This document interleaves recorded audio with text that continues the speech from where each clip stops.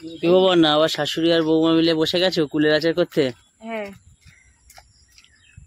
একের পর একটা মানে এই হয়ে যাচ্ছে শাশুড়ি আর বৌমা নাকি? হাত কেটেছে দেখো, লোভ সামাল দিতে পারছি না।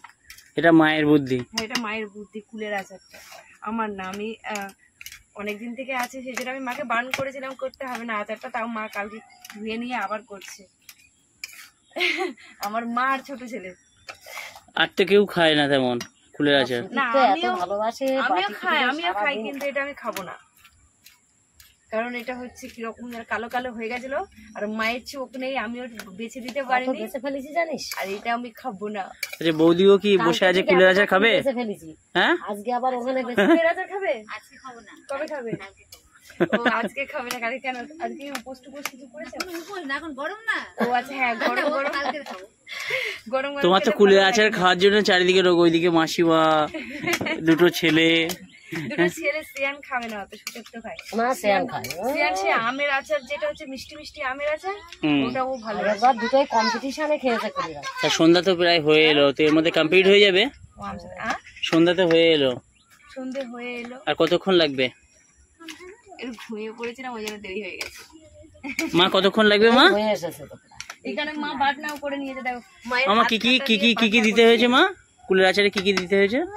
পাঁচফোড়ন দিয়েছি, দু চারটে গোলমরিচ আর লঙ্কা কটা, আর জিরে। ওই তো পাঁচফোড়ন মানে জিরে, মৌরি, রাঁধুনি, মেথি, কালো জিরা সব একসঙ্গে মেলে তো পাঁচফোড়ন।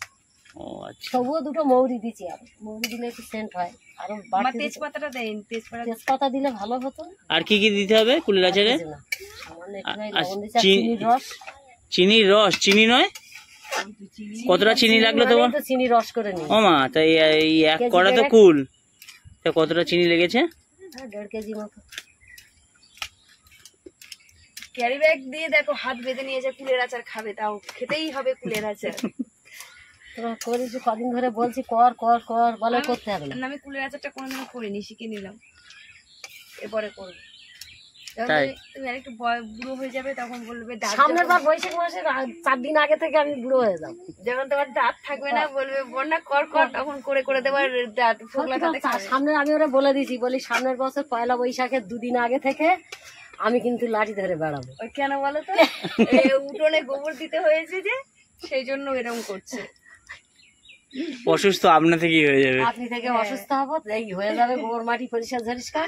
আগে আমরা বুড়ো হয়ে যাচ্ছি, কি করবো?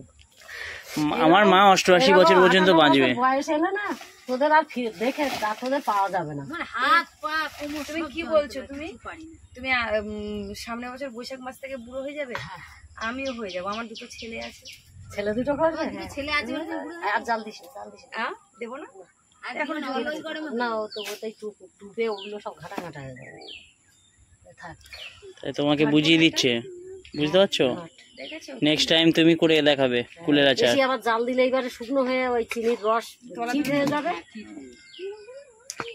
এই তো আস্তে আস্তে কালার চলে আসছে। হ্যাঁ, এইবারে সেন্ট আছে কি এখন? আমার কিছু নেই, এখন সেন আছে। আমি কিন্তু সবকিছু প্রায় শিখে গেছি, কিন্তু আচারটা এখনো শিখিনি, এটার ব্যাপারে আমি কিছুই জানি না।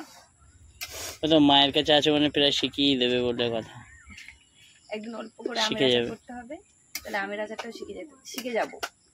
আমের একটু বাগড়া হোক, আমের বাগড়া, আমের বাগড়া মানে আমের আচারও করবে, বুঝতে পারছো? টেন্ডেন্সি ওই রকমই নাকি মা? আর কি কি আচার করবে তুমি? তেঁতুল, তো সেইভাবে পড়েই আছে, আচার হলো না। ঠিক আছে, তুমি আমের আচার করো, কুলের আচার। হ্যাঁ।